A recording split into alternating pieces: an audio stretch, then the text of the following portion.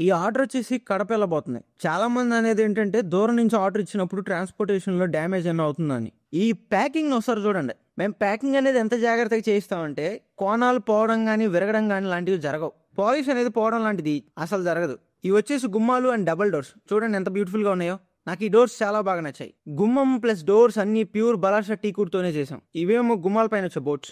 ఎంట్రీని ఇంకొంచెం అందంగా చేయడానికి ఇవి వాడతారు. కస్టమర్ స్పెషల్గా వీటిని కూడా చేయించుకున్నారు. చిన్న చిన్న గరుత్మంతుడు, లక్ష్మీదేవి, వినాయకుడు, సరస్వతీదేవి అండ్ హనుమాన్.